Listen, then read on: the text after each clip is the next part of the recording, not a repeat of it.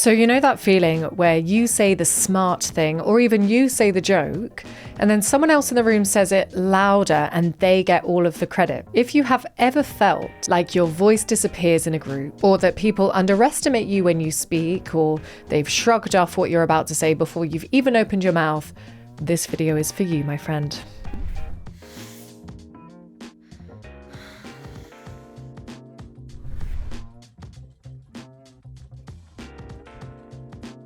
My name is Molly. I'm a voice and communications coach, and I work with professionals who are great at what they do. And I fully mean that. I work with people from Dyson to Google to EY to people who are best-selling authors, okay? That's the clientele that I am lucky enough to work with. But they feel as though they don't get seen in that same way when they're in group environments, in meetings or presentations. Because here's the truth. People don't just listen to what you say, they listen to how you sound. And they are affected emotionally by how you sound. Whether it's correct or not, we are making snap decisions about someone based off of how they sound all of the time, subconsciously or consciously. Now, this is not always fair, but it is real. And if you've ever spoken in a meeting and you feel like your words did not land, even though you said something valuable, you've probably felt this same thing. Research spanning across psychology and linguistics consistently say that our vocal tone, our delivery, the way we use filler words, our pitch, all of that affects the way that our message lands to audience members or to witnesses. And that actually affects how others perceive our confidence and our competence. For example, studies have shown that people seem to associate deeper tones with more authority or more confidence, with leadership.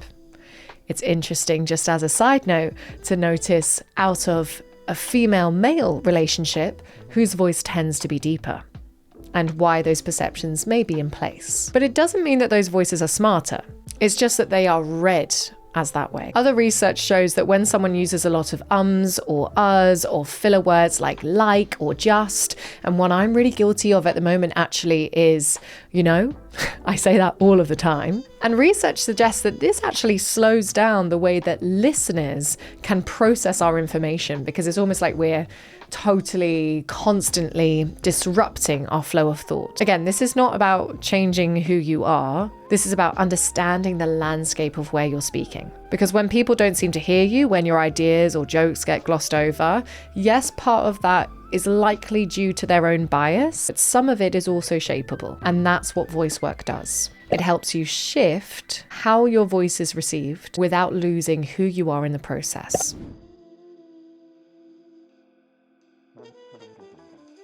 I'm going to get us all to say this line out loud. I think we need to pause and reframe. Now, let's explore how our voice delivery can shape our meaning without changing the line of text whatsoever. This isn't about being right or wrong or say it in a better way or a lesser way. This is literally just exploring different vocal tones and seeing what effect it has. First, let's say it with a little bit more lift and speed, like you're checking in, making sure that the idea will land okay. This is the accommodating version, if you like, okay? It's warm, relational, full of energy. I think we need to pause and reframe. Now, this tone can build trust really quickly. It invites that collaboration. It sounds like, I want to help, I'm on your team. Now let's say it with slower, even pacing, no extra weight or emotion. This is going to be what we call the analytical version. It's measured, it's thoughtful. I think we need to pause and reframe.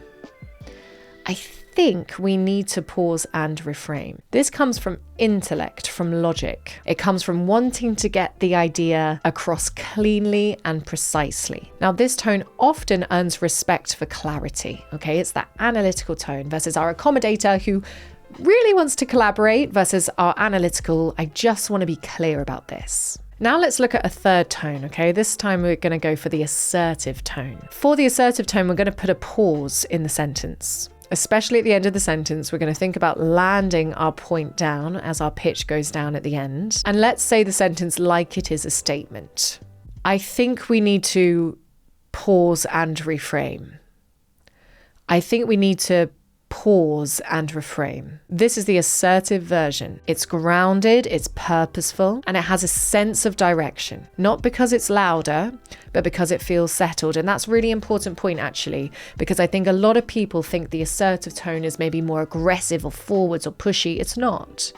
It's one that's just weightier, heavier, and more settled in the body. All three of these tones are totally valid. You've got the accommodated, the analytical, and the assertive.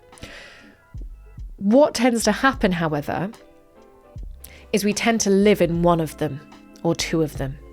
Most people I work with are either stuck in the accommodator or they're stuck in the analytical, especially those clients I named at the beginning.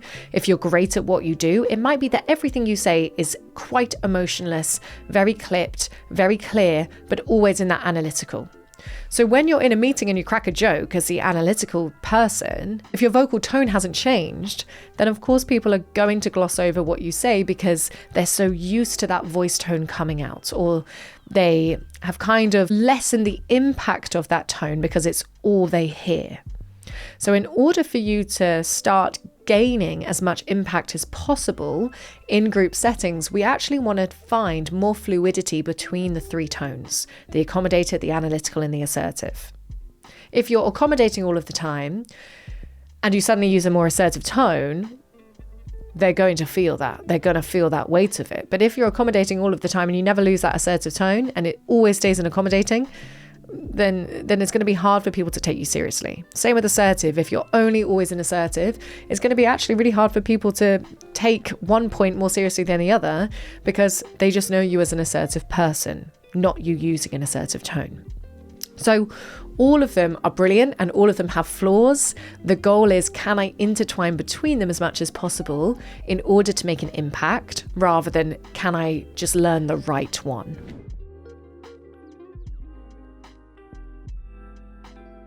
Now, this is vocal agility. This is communication range, if you like. And that is what makes your voice so powerful, because you will think that you're moving between them, but I promise you, you're probably not. Look at your last presentation, look at the last recording you used, and try to see if you are using more than one tone. I guarantee you hardly are. Now, here's where this work really starts to lean into leadership, because when I coach professionals, especially those in high pressure roles, we're not just working on confidence in speaking. We're working on how people read you, how your voice registers in a room, even before people decide what they even think of your ideas. You can't totally control what some people think. We know that. But you can influence how your voice lands in a space. Your voice is a carrier. It brings tone, intention, energy, values, long before even the content is fully processed. And in a leadership context, that impression really matters. Think about it like this, right? If someone walks into the space right now and says, I think I have something I'd like to share, the way they use tone can make it sound like an apology. I think I have something I'd like to share. A challenge. I think I have something that I would like to share. A rallying call. I think I have something that I would like to share. Same words, different leadership energy. So what I teach isn't about choosing the right sound.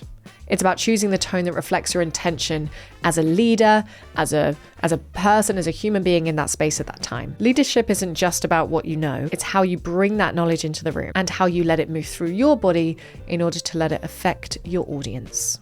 Now, if you have ever felt underestimated, or like your words just are not landing, or people cannot remember your words, and you want to explore this topic more deeply, do remember that I have many channels on which you can learn more. You can subscribe for more tools like this. You can join my weekly newsletter, totally free. You can check out my free online courses through Skillshare in the link description, or you can book a free 15-minute discovery call with me where we talk about how I work one-to-one with brilliant people like yourself watching this. Remember, you don't need to be someone else to be remembered.